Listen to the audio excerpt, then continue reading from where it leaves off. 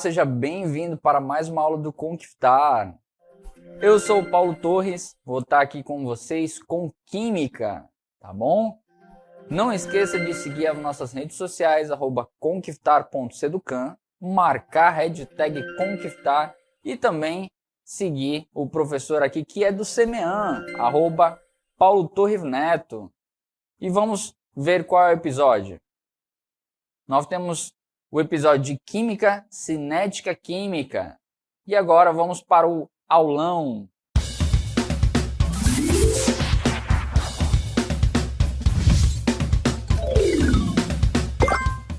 Seja bem-vindo novamente. Para iniciar a nossa aula, nós temos aí o desafio. No desafio 1, nós temos a pergunta: é possível ocorrer incêndios naturais? Essa pergunta aí vai ficar com vocês e daqui a pouco a gente retorna e eu quero saber a resposta de vocês.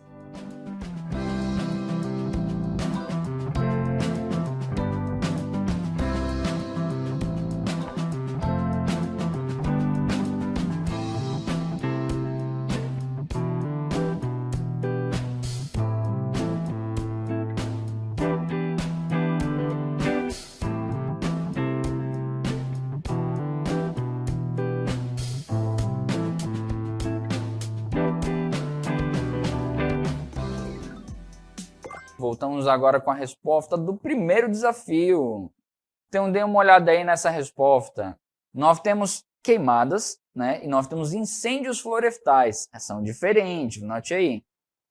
Nós temos as queimadas como prática utilizada na agricultura, causada pelo homem intencionalmente. Ou pode ser uma negligência ali, né? A gente fala da bituca de cigarro que a pessoa solta, né? Tá aceso.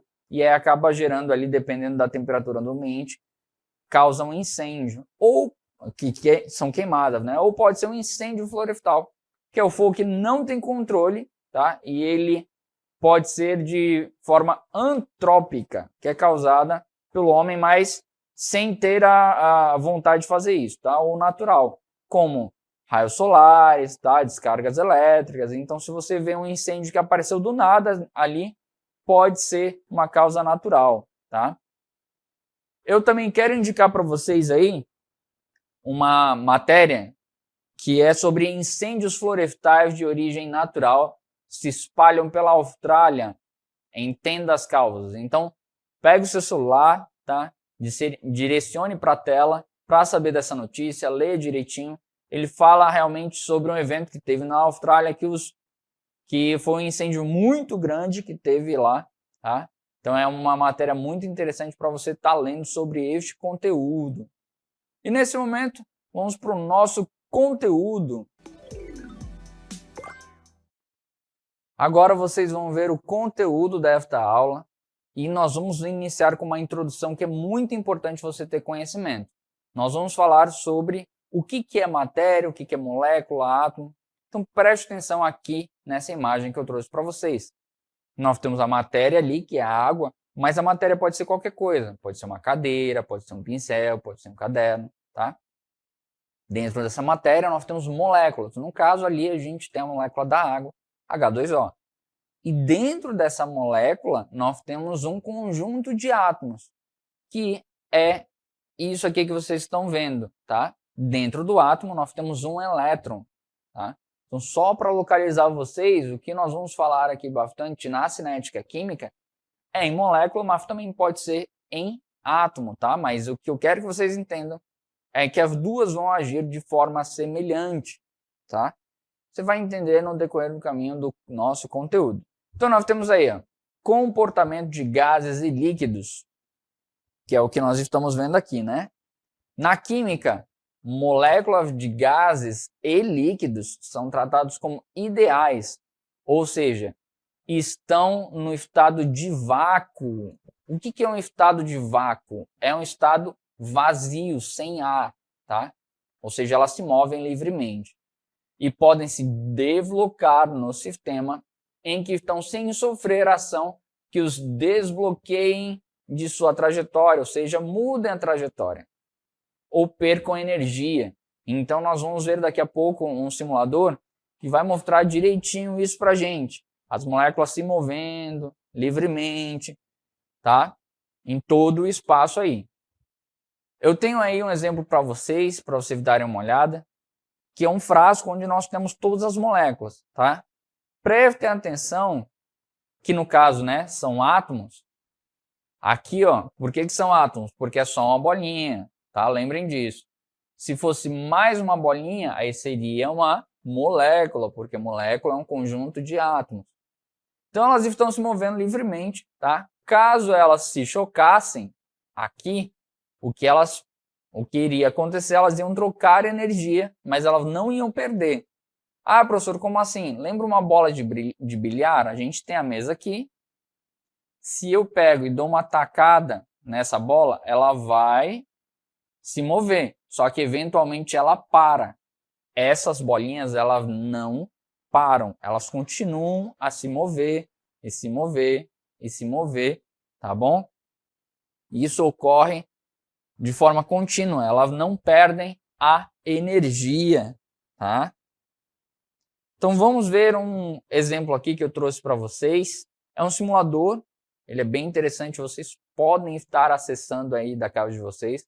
É só procurar PHET, tá? FET, é de uma universidade de Colorado. E aí, ó, o que acontece? Notem que aqui eu coloquei umas bolinhas lá dentro. Essas bolinhas, elas estão na forma de gás. Notem que elas estão se espalhando, né? Tomando todo o espaço ali dentro do frasco. Importante notar. Aqui nós podemos aumentar a temperatura, então elas vão ficar mais rápidas. E nós podemos também diminuir a temperatura, que elas vão ficar mais lentas. Esse conceito é muito importante, tá? Outra coisa que eu quero que vocês percebam aqui é que quando eu diminuo o espaço aqui, ó, diminuo o espaço, note o que acontece com a pressão. Ela vai aumentando aos poucos. Por que ela aumenta? Porque a pressão, ela é a relação dos átomos ou moléculas se chocando com a parede do frasco, tá? Essa frequência que vai aumentando ou diminuindo faz com que a pressão aumente ou diminua. Isso é muito importante para o conteúdo que nós estamos vendo hoje e também para algumas reflexões que eu vou pedir para vocês verem depois, tá? Então, à medida que eu for colocando mais moléculas aqui, mais elas vão se chocando. Note que elas não param, tá? Elas não param. Se elas não param, elas não perdem energia. Porque se elas perdessem energia aos poucos, elas iam parando. E elas se chocam. Outra coisa importante é que, à medida que elas estão passando próximas, elas não se atraem. Como assim não se atraem? Imagina que eu tenho duas moléculas, uma polar e uma apolar, como se fosse um ímã. Uma se aproxima e a outra puxa a outra para baixo. Isso também não acontece aqui. Então a gente fala que é um gás ideal, tá? É um gás ideal que a gente trabalha no ensino médio. Se você quiser realmente aprofundar isso, no ensino superior você vai aprender os gases reais. Aí aqui nós temos a continuação da cinética química. Note que nós falamos sobre as moléculas se movendo, né? Essas moléculas se movendo, elas se chocam e esses choques podem fazer com que a reação ocorra ou não. Então a cinética química vem estudar isso, o movimento das moléculas, tá? E o que nós vamos falar hoje são os fatores que afetam essa velocidade, tá? De uma reação química. O primeiro deles que nós vamos falar é a temperatura. Nessa figura, note que nós temos o aquecimento dos frascos, né? E aí eu tenho um composto ali que tem um processo exotérmico que libera calor e outro que absorve o calor do ambiente. Isso é muito importante. Começando por temperatura, se você prestar atenção, um frasco que está a 25 graus Celsius, ele está ali com as moléculas se movendo, né? Lembra, molécula ou átomo, né? Pode ser molécula ou átomo no exemplo. Quando eu aumento para 50 graus Celsius, elas ficam mais rápidas. Significa que a reação vai ocorrer mais rápida porque elas se chocam mais vezes, tá? Por isso que o processo fica mais rápido. Então, se você quiser dissolver mais sal em água, aqueça a água. Se você quer dissolver menos sal em água, você esfrie mais a água, tá? É um processo que a gente pode estar traduzindo isso aí. Outra coisa que nós podemos estar alterando também é a pressão. A pressão, né, à medida que eu vou aumentando ela, o que acontece é que o espaço vai ficando menor e ela tende a reagir mais, tá? Curiosidade, para qualquer substância, vamos dizer que eu tenho um frasco aqui, ó. Nesse frasco eu tenho água. Para que ele vire gás, ele tem que quebrar a pressão atmosférica, que nós temos geralmente de 1 atm, tá? A não ser que alguns fatores alterem. Então, se eu tiver uma pressão de 1 atm, nós temos 100 graus Celsius, né, para entrar em ebulição. Mas caso esse fator da pressão externa mude, tá, nós teremos um processo de ebulição mais fácil. Sacou isso aí? A gente já vai comentar sobre isso. Guarda essa informação. Nós temos também um outro fator que é muito importante, que é a concentração. A concentração, claro, se eu tiver pouco, eu tenho uma reação mais lenta comparado com uma outra situação que eu coloque mais. Se eu colocar mais no recipiente, claro, vai reagir mais rápido. Então, nós falamos de temperatura, nós falamos, né, de pressão e nós falamos de concentração. Agora nós vamos falar de um outro efeito muito importante, que é a superfície de contato. Aqui, ó, vocês estão vendo a comparação do açúcar, né, aqueles blocos grandes, em relação aos blocos pequenos, que são os açúcares mais refinados, tá? Então nós temos aqui um grande, ele vai sofrer, né, o ataque da água pelos 4 lados.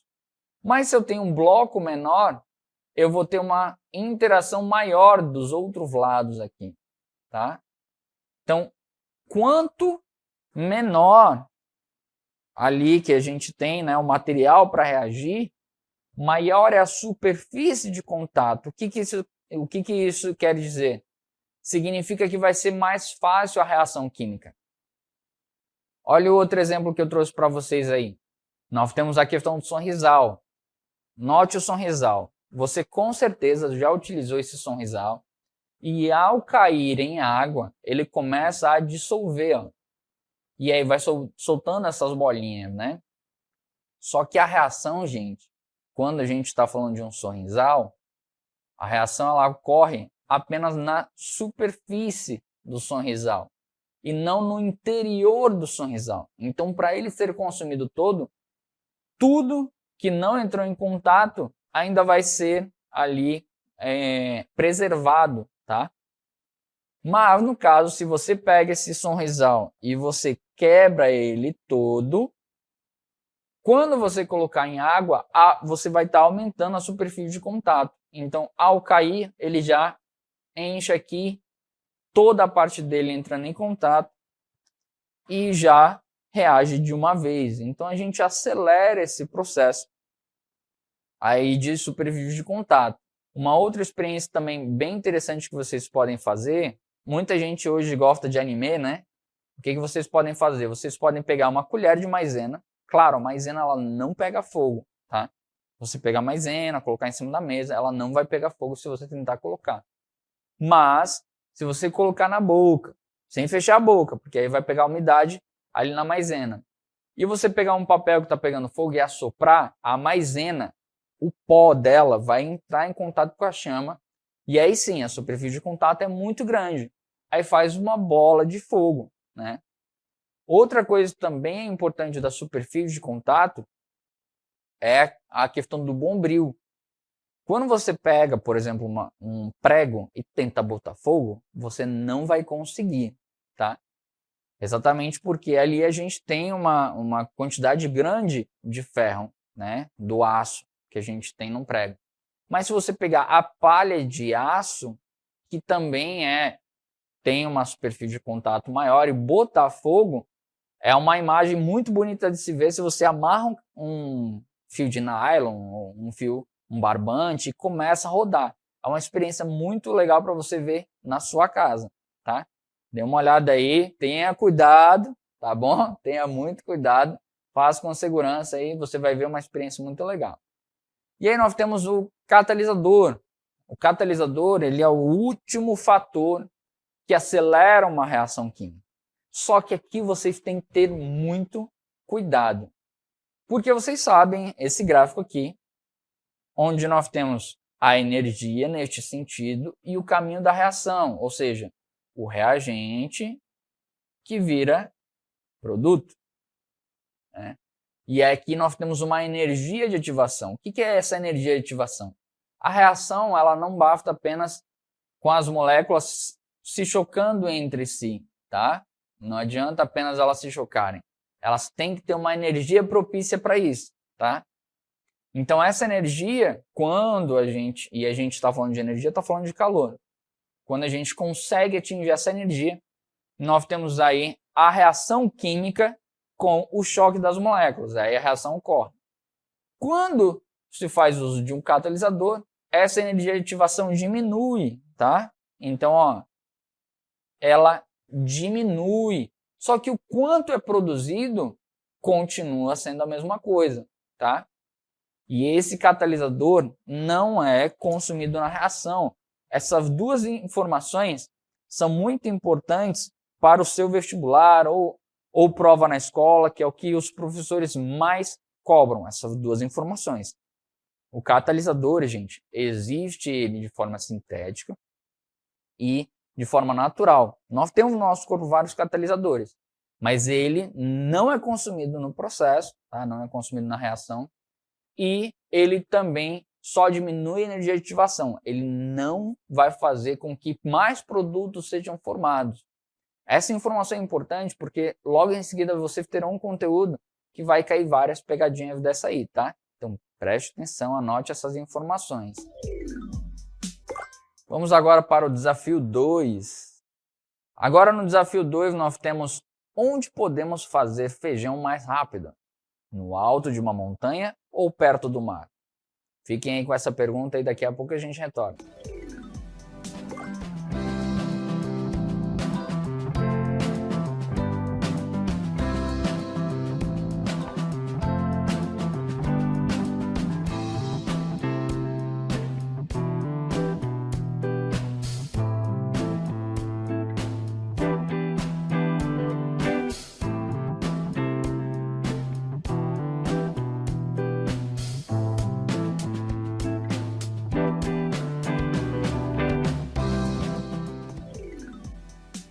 Seja bem-vindo! E agora nós vamos para a resposta do nosso desafio 2.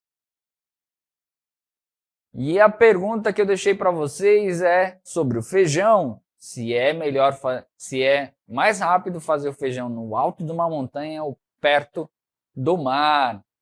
Curiosidade, o professor de vocês nasceu aqui, ó, em Santos, tá? E é muito lindo para quem já foi para São Paulo, né, ou para Santos, fazer a trajetória Santos-São Paulo ou vice-versa. Tá? Se você não fizer e tiver uma oportunidade, vão lá. Mas vamos lá a resposta. Se vocês prestarem muita atenção na aula, a gente falou que a pressão, né, que nós temos aqui, externa é de 1 atm, né? 1 atm. Essa pressão externa que nós temos é a nível do mar, tá? Então, a nível do mar, nós temos 1 atm. Essa pressão impede com que a água entre em ebulição, tá? Ou seja, dificulta, fazendo com que a energia necessária para ela entrar em ebulição é de 100 graus Celsius.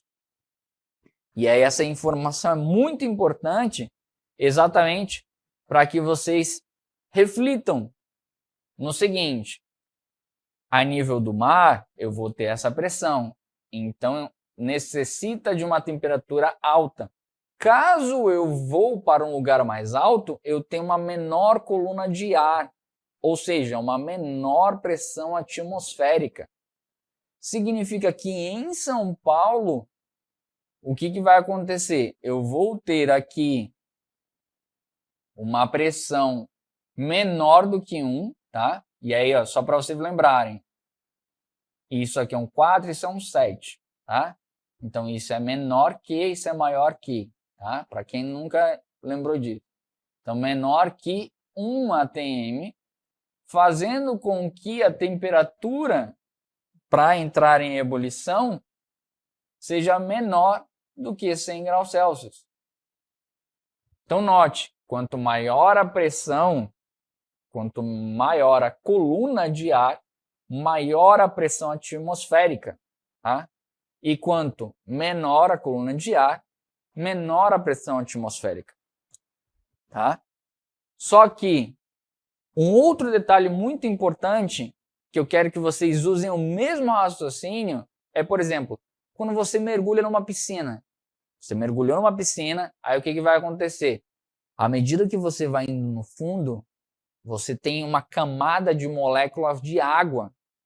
Essa camada de moléculas de água está em cima do seu corpo, por isso que a pressão aumenta. Tá? Da mesma forma, se você já assistiu em algum lugar alguém atirando na água, né? Se a pessoa mergulhou no mar ou no rio, quando a pessoa atira, ela não atira só naquele pedaço de água, ela atira na água toda. Então não é possível o tiro sair atravessando. Não vai existir isso, tá? Então são aí algumas curiosidades bem interessantes para vocês. Eu deixo também para vocês aí um cronograma de estudos para vocês seguirem o que nós vimos, né, cinética química. Mas só que para chegar em cinética química é importante que vocês saibam de gases, tá? E termoquímica para poder chegar na cinética química. Porque vocês viram ali, né, que eu falei tanto de gases, e eu também dei uma pincelada em termoquímica, né, energia necessária para que a reação ocorra. Quando você vê energia de ativação, né, que é de cinética química, ela está num gráfico endotérmico ou exotérmico. Aquele gráfico é de termoquímica, tá? Então é muito importante você realmente ver aí esses conteúdos nessa ordem, tá? Então nesse momento vamos para a nossa revisão. Agora na revisão nós temos aí uma dica maravilhosa para você, tá? Muita atenção. Gente, no vestibular e na sua prova, com certeza vai constar essa informação. O catalisador não é consumido na reação, ele apenas diminui a energia de ativação. Lembra que nós falamos na aula sobre fatores que alteram a velocidade de uma reação, né? Nós falamos de temperatura, nós falamos de pressão, nós falamos de concentração, nós falamos de superfície de contato, mas o catalisador é um que mais vai cair em prova, seja na primeira série, seja na segunda série, na terceira série ou até em ensino superior. Essa informação do catalisador faz com que a reação ela ocorra muitas vezes mais rápida. Só para você ter uma ideia, a água oxigenada, ou peróxido de hidrogênio, normalmente ele libera oxigênio no ambiente. É uma reação normal, tá? Trivial, ela acontece de forma contínua, à medida que você deixa ele parado. A reação acontece. Só que quando a gente adiciona um catalisador, a reação ocorre muito mais rápido, ela é instantânea. E aí o catalisador é chamado de iodeto de potássio. É um dos catalisadores utilizados. Então, caso você queira ver um exemplo disso, é só procurar pafto de elefante. Procurar tromba de elefante ou pafto de elefante, vai encontrar esse experimento aí na internet. E mostra exatamente isso. Esses dois fatores são essenciais, anote aí no seu caderninho. Mesmo que a reação ocorra muito mais rápido com a adição de um catalisador, ele não é consumido no processo e ele apenas diminui a energia de ativação, ele não vai formar mais produtos, tá? Essas duas informações são importantíssimas para você ter em mente, tá? E agora vamos para nossas considerações finais. Muito obrigado por estar aqui comigo nessa aula, obrigado pela equipe do CMEAN, esse projeto maravilhoso. Nesse momento agora nós vamos tirar nossa fotinha.